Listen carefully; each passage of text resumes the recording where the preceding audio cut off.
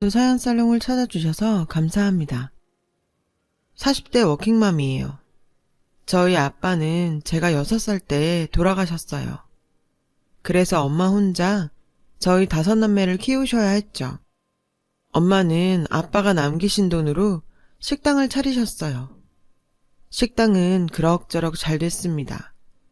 하지만 친척의 절절한 부탁에 엄마는 할 수 없이 돈을 빌려주셨고 그게 문제가 돼서 저희는 큰 어려움을 겪게 되었어요.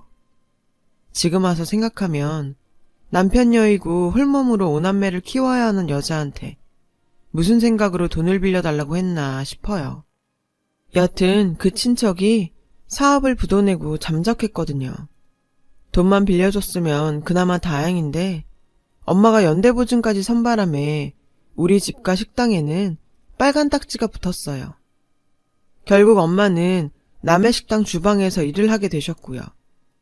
하지만 5남매의 학비에 생활비를 감당하기엔 역부족이었죠. 그래서 언니와 오빠가 대학을 포기하고 돈을 벌게 됐고 덕분에 저희 집은 사정이 조금 나아질 수 있었어요. 엄마가 병으로 입원하시기 전까지는요. 10여 년 동안 몸고생, 마음고생을 너무 많이 하신 탓인지 엄마는 어느 날 갑자기 쓰러지셨고 그렇게 위암 진단을 받으셨어요. 당시 고2였던 저는 그날로 대학 갈 마음을 접었어요. 언니 오빠는 제게 대학에 가라고 했지만 전 그럴 수 없었죠. 언니 오빠한테만 짐을 떠넘기는 건 부당하다고 생각했으니까요. 저는 하루라도 빨리 일을 시작하고 싶었어요. 그래서 학교를 그만두려고 했지만 언니 오빠가 반대를 하더군요. 특히 언니가요. 네가 그러면 엄마 마음이 어떻겠어. 안 그래도 아프신데 당신 때문에 자식 앞길 막는다는 생각에 더 힘드실 거 아냐. 그 말에 전 고등학교는 졸업하기로 했죠. 그리고는 졸업하자마자 바로 취직을 했어요. 저는 건설회사 격리보조로 들어갔어요. 이름만 격리보조였지 온갖 잡무를 다 하는 자리였죠. 하루 종일 커피 심부름을 하고 영수증을 붙이고 우편물을 분류하면 퇴근 시간은 한참 지나있기 일쑤였어요. 제 형편을 모르는 사람들은 이런 말까지 하더군요. 넌 젊은 애가 왜 그런 일을 하느라 시간을 허비하니? 좀 생산적인 일에 시간을 투자해봐. 미래를 위해서 공부도 하고 앞날이 창창한데 왜 그러고 사나 몰라? 하지만 전 제 벌이가 살림의 보탬이 된다는 생각에 뿌듯하기만 했어요. 엄마는 다행히 고비를 넘기셨고 치료제가 잘 맞아서 조금씩 차도를 보이기 시작하셨죠. 그 무렵 저는 다른 회사로 이직하시는 과장님으로부터 제안을 받았는데요. 평소 제가 일을 열심히 하는 걸 눈여겨보셨다며 함께 갔으면 한다더라고요. 회사 규모는 좀 작지만 그곳에선 제가 격리로 제대로 된 대우를 받을 수 있다고도 하셨죠. 야무지고 일 잘해서 금방 적응할 거야. 사람 소개한다는 게 쉬운 게 아닌데 윤희 씨는 소개해도 내가 욕먹진 않겠다 싶거든. 이런 기회에 자주 오는 거 아니야. 월급도 더 받을 수 있는 거고. 잘 생각해봐. 저는 월급이 오를 거라는 말에 회사를 옮기기로 마음먹었어요. 제대로 된 격리를 할 수 있다는 것도 이유가 됐고요. 그렇게 전 회사를 옮기게 되었죠. 처음 갔을 때는 일도 많고 정리가 안 된 파일이 많아서 정말 힘들었어요. 야근도 밥 먹듯 해야 했고요. 처음 몇 달은 괜히 옮겼나 후회가 될 정도였죠. 하지만 조금씩 자리가 잡히자 생각보다 괜찮더라고요. 무엇보다 전보다 월급이 올랐다는 게 큰 힘이 됐어요. 그래 봐야 야근 수당은 없었지만요. 그땐 그런 게 흔한 시기였으니까요. 그리고 얼마 뒤 저는 한 남자를 만나게 됐어요. 그는 거래하는 납품업체 담당 대리였는데 순한 인상과 친절한 모습에 호감을 느꼈거든요. 회사에서도 평도 좋았고요. 저도 속으로 괜찮은 남자라고 생각은 했지만 티를 내지는 않았어요. 누가 누굴 좋아하네, 마음에 뒀네. 이런 소리가 듣기 싫었거든요. 또 대리님은 누구에게나 친절하고 트러블 없이 잘 지냈기 때문에 저를 대하는 것도 남들한테 하는 것과 마찬가지라고 생각했거든요. 그런데 하루는 대리님이 우리 회사에 오셔선 제 자리에 바로 오시더라고요. 윤희 씨, 오늘 저녁 시간 돼요? 저랑 밥 좀 먹어줘요. 제가 오늘 시간이 붕 떠서 혼자 밥 먹게 생겨서요. 전 특별한 일은 없긴 한데, 근데 저랑 식사하셔도 괜찮으시겠어요? 아우, 저야 완전 땡큐죠. 너무 뜻밖이라 놀랐지만 속으론 엄청 좋았어요. 데이트는 처음이었거든요. 그때까지 제대로 된 연애 한번 못 해본 저는 연애엔 완전 쑥맥이었어요. 저는 그날 대학가 카페에서 처음으로 스파게티를 먹어봤어요. 평소엔 회사에 나이 많은 분들 식성에 맞춰서 먹느라 젊은 사람들이 좋아하는 데를 찾아다닐 기회가 없었거든요. 대리님은 그런 저를 배려해 주시는 것 같아서 정말 고맙더라고요. 저는 대리님과 식사를 마치고 가볍게 맥주를 한잔 했어요. 그런데 헤어질 때 저에게 또 만나도 되냐고 하지 뭐예요. 사실 윤희 씨가 처음부터 마음에 들었어요. 야무지고 생활력도 강한 것 같아서요. 제가 원래 외유내강 스타일을 좋아하는데 윤희 씨가 딱 그런 것 같아요. 그런 말 많이 듣지 않아요? 그 말에 기분이 좋기도 했지만 어쩐지 망설여지더라고요. 너무 갑작스럽게 모든 게 진행되는 것 같았거든요. 게다가 이런 일은 처음이라 낯설기도 했고요. 저는 남자한테 처음 고백을 듣고는 어쩔 줄 몰랐어요. 바보처럼요. 대리님은 주말에 만날 수 있냐고 묻더니 생각 있으면 약속 장소로 나오라며 시간과 장소를 알려주고 가셨어요. 한 주 내내 나갈까 말까 고민을 하다 전 결국 나갔어요. 선뜻 나가겠다 대답은 못했었지만 마음은 이미 대리님한테 가 있었던 거죠. 그렇게 우리는 연애를 시작하게 됐죠. 우리 오늘로 만난 지 6개월이네. 사실 전부터 6개월 정도 만나면 꼭 해야겠다고 생각했던 말이 있는데 나 자기랑 평생 같이 살았으면 좋겠어. 우리 결혼하자. 네? 전 그런 생각을 안 해봐서 게다가 언니랑 오빠도 아직 결혼을 안 했고 동생들 뒷바라지도 해야 되거든요. 그러자 대리님은 조곤조곤 절 설득하기 시작했어요. 순서가 뭐가 중요해. 누구든 먼저 갈 수 있으면 가는 거지. 자긴 너무 가족한테 얽매이는 것 같은데 그거 결국 남 좋은 일이잖아? 자기도 자기 인생 살아야지. 난 이제라도 자기가 결단하면 좋겠어. 저는 그때까지도 한 번도 그렇게 생각해 본 적이 없어서 좀 당황스러웠어요. 언니는 아직도 남친도 없이 일만 하는데 제가 이기적이라는 생각까지 들었죠. 고민 끝에 전 언니한테 대리님과의 일을 털어놓기로 했어요. 어머, 잘됐다. 안 그래도 가고 싶었던 대학도 못 가고 제대로 놀아보지도 못하고 회사 다니며 돈 버느라 힘들었잖아. 서로 좋아하는 사람 있을 때 결혼해.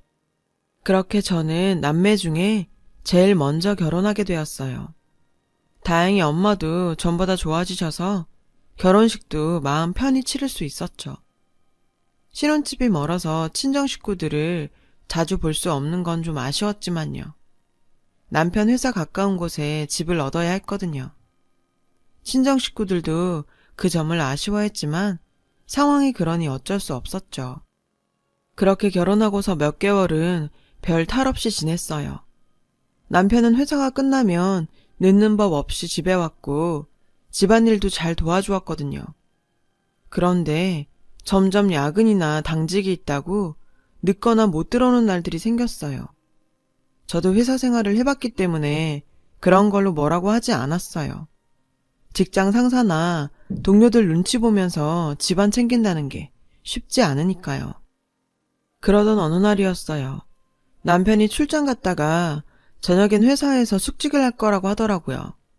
그날은 유독 비가 많이 내려서 저는 고생하는 남편을 위해 회사에 먹을 걸 챙겨가기로 했죠. 남편이 좋아하는 파전도 부치고 이것저것 싸서 회사로 향했어요. 그런데 남편은 회사에 없는 거예요. 아직 안 왔나 싶어 시계를 봤더니 저녁 7시가 넘어가더라고요. 이 시간이면 오고도 남을 시간인데 이상하다 했죠. 혹시 근처에서 밥을 먹고 있나 싶어 전화를 했는데도 받지 않더라고요. 저는 회사 1층 로비에서 남편을 기다리기로 했어요. 한 30분쯤 남편을 기다리고 있는데 전에 만난 적 있는 팀장님이 지나가시다 저를 보셨어요. 근데 팀장님이 절 보시곤 놀라시지 뭐예요. 제가 남편을 기다린다고 했더니 굉장히 당황하며 머뭇거리는 거예요. 그 모습이 수상해서 혹시 무슨 일 있냐고 물었죠. 제가 붙잡고 놔주질 않자 팀장님은 결국 어쩔 수 없다는 듯 말하더군요. 남편은 결혼식하고 얼마 안 돼서 회사를 그만뒀다고요. 정말 마른 하늘에 날벼락도 그런 날벼락이 없었어요. 저는 무슨 일이 있었던 건지 아는 대로 말을 해달라고 졸랐죠. 김 대리가 전부터 도박판에 기웃대고 그랬는데 크게 문제될 정도는 아니어서 회사에서도 그냥 넘어갔거든요. 근데 언젠가부터 판돈이 점점 커진다 싶더니 경찰서를 들락거리더라고요. 회사에서도 이 사람 저 사람한테 빌린 돈도 많고요. 저한테도 빌렸어요. 그게 문제가 돼서 일이 이렇게 됐네요.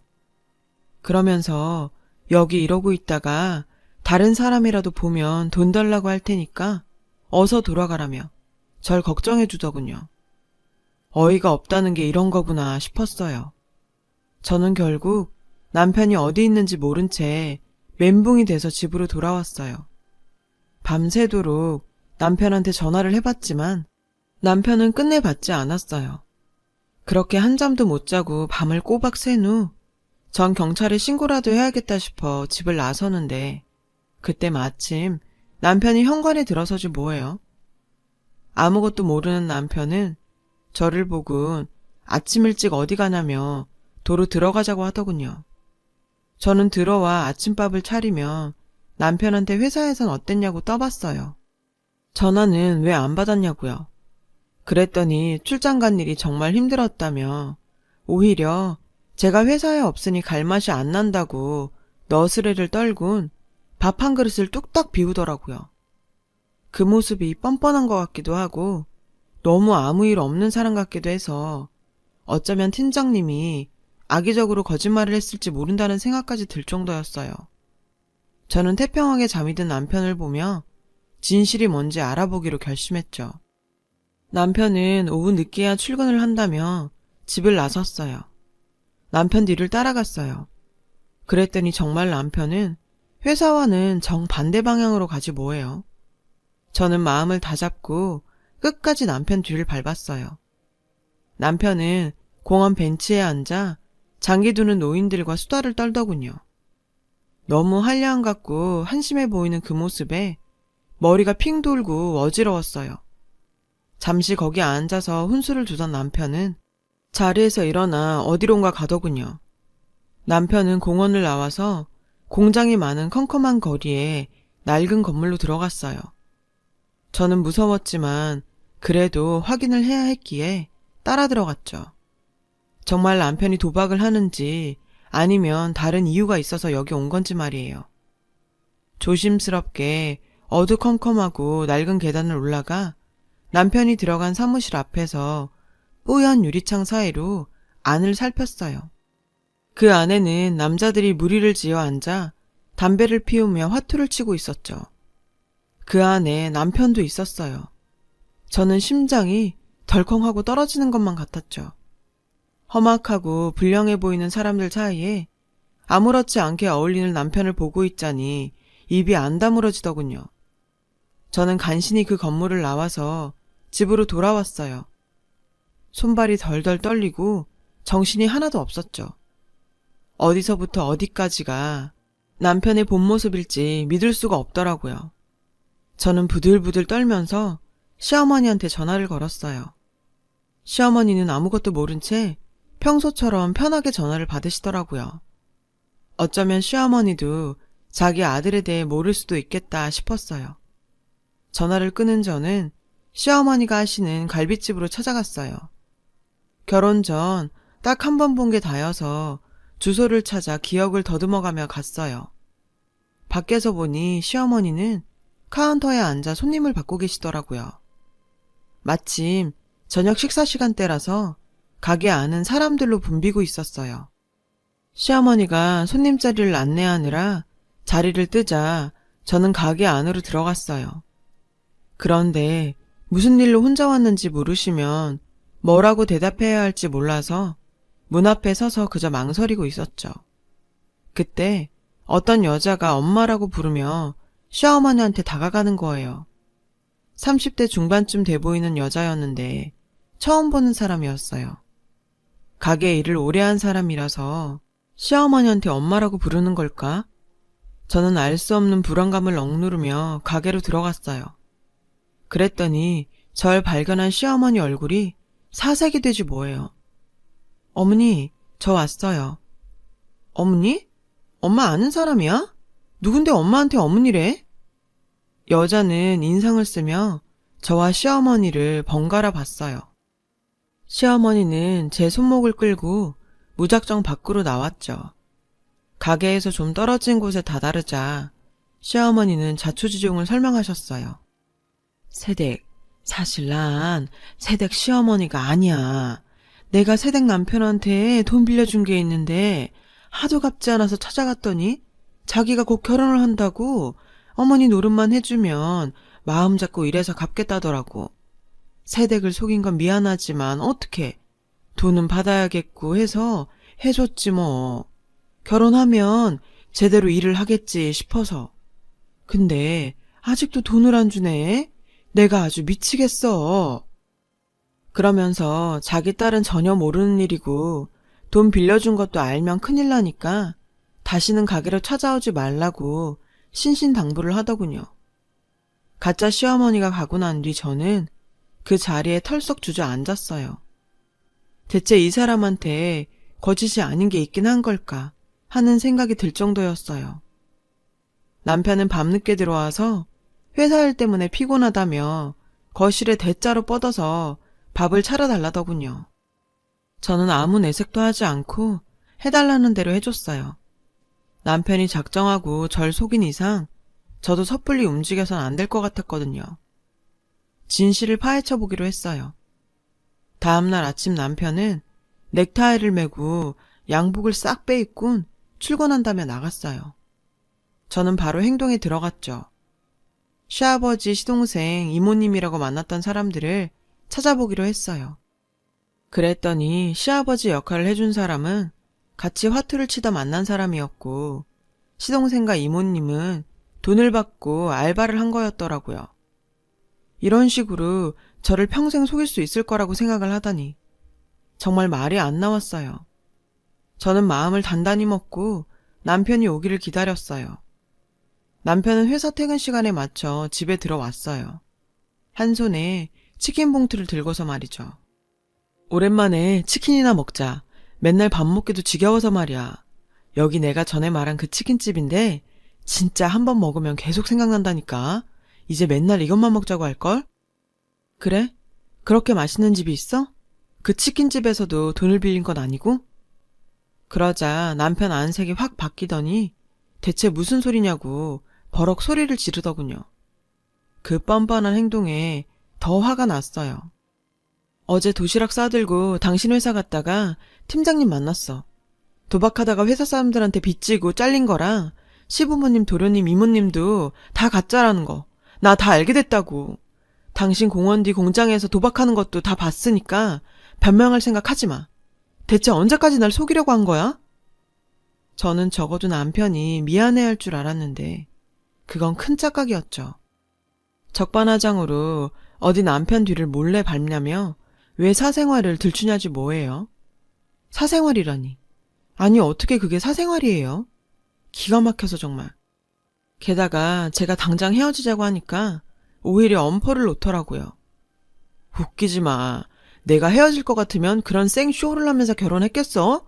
어차피 알게 될 거 이렇게 되길 잘했네. 내일부터 당신이 돈 벌어와. 빚은 갚아야 될 거 아냐. 나는 당신 생활력 그거 하나 본 거니까 이제 본 좀 뽑아야겠어. 그러면서 제가 집을 나가기라도 하면 친정에 가서 다 뒤집어 놓을 거라고, 다 가만 안 둘 거라는 거 있죠. 자기가 하는지 안 하는지 두고 보라며 치킨을 바닥에 던져버리곤 방으로 들어가 버렸어요. 어릴 적 우리 집이 친척 때문에 다 넘어가면서 세상 볼 꼴 못 볼 꼴 다 봤다고 생각했었는데 세상엔 정말 별일이 다 일어나더군요. 기가 막혀서 눈물도 나오지 않았어요. 저는 거실 맨바닥에 이불 한 장을 둘둘 말고선 웅크린 채 밤을 새웠어요. 도대체 어디서부터 잘못된 걸까 생각을 하면서요. 기가 막힌 건 그 와중에도 남편은 코까지 골며 자더라는 거예요. 일주일 정도 시간이 흘렀어요. 그 사이 남편을 절 볼 때마다 취직해서 돈 벌어오라고 닥달을 해댔어요. 돈이 없어서 판에 안 끼워준다며 있는 돈 다 내놓으라고도 했고요. 판돈이 떨어진 남편은 며칠 동안 집에만 있었어요.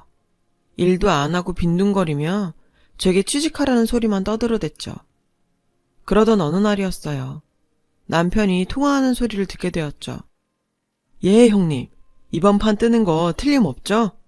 아우, 걱정 마세요. 제가 누군데요. 돈은 다 마련했고요. 이번에 크게 따서 형님 돈도 다 갚을게요. 저 못 믿으세요? 틀림없다니까요. 아무래도 도박판이 크게 벌어질 모양이었어요. 저는 시장을 간다고 하곤 집으로 나와 경찰서로 향했어요. 그리곤 형사한테 자초지종을 다 얘기했죠. 제 얘기를 수첩에 상세히 적던 형사님은 잘 알겠다며 걱정 말고 남편이 나갈 때 자기에게 연락만 달라고 하시더군요. 몸 조심하라는 말도요. 그 말에 진심이 느껴져서 순간 저는 눈물이 핑 돌았어요. 남이 해주는 말이 그렇게까지 위로가 될 줄은 몰랐거든요. 저는 지금도 그때 그 형사분을 잊을 수가 없어요. 저는 서둘러 장을 봐서 집에 돌아가 저녁을 차렸죠. 남편은 저녁을 먹으며 일단 제 통장에 있는 돈부터 다 달라고 하더군요. 저는 아무것도 모르는 척 시치미를 떼고 그 돈으로 뭐 할 거냐고 물었죠. 남편은 알 거 없다며 버럭 소리를 지르더군요.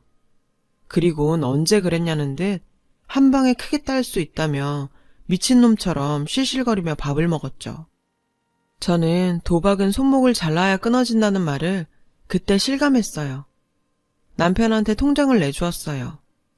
남편은 의기양양해선 통장을 잽싸게 집어가더군요. 그리고는 낯선 핸드폰을 꺼내놓고는 연락이 오기를 기다렸어요. 아무래도 일전에 통화를 했던 형님이라는 사람과 모종의 거래로 받은 것 같더군요. 그리고 이틀 뒤 밤중에 연락이 왔어요. 남편은 전화를 받자마자 신이 나선 찾아놓은 돈 뭉치를 들고 바쁘게 집을 나서더라고요. 저는 베란다 창문으로 남편이 가는 방향을 살폈어요. 남편이 대로를 피해 흥미진 곳으로 가는 게 보이더군요. 저는 그 길로 형사한테 전화를 걸어서 남편이 조금 전에 나갔고 어느 방향으로 갔는지 상세히 알려주었어요. 형사님은 잘 알겠다며 이제 자기들이 알아서 할 테니 기다리라고 하시더군요. 시간이 지나 드디어 전화벨이 울렸죠. 저랑 통화를 했던 그 형사분이셨어요. 형사님은 도박판을 벌인 일당들을 모두 잡아들였다고 하셨어요. 남편도 잡았는데 나를 찾으니 일단 오라고 하더군요. 경찰서 안은 하우스에서 잡혀온 도박꾼들로 바글바글 했어요. 유치장에 있던 남편은 절 보자 손짓을 하며 얼른 자기 옆으로 오라더군요. 전 그저 쳐다만 볼 뿐 가지 않았어요. 제가 형사님과 얘기할 동안 남편이 뚫어져라 저만 쳐다보는 게 느껴졌죠. 형사님 말로는 남편은 거액 불법 도박 이력이 여러 번 있고 이번에는 사기 도박판에서 바람잡이를 한 게 드러나서 구속이 될 거라고 하셨어요. 그러니 남편한테 할 말이 있으면 지금 하라고 하시더군요. 저는 그제야 남편이 있는 유치장 쪽으로 다가갔어요. 사람을 어떻게 이렇게까지 속여? 거기다 내 가족을 두고 협박을 해?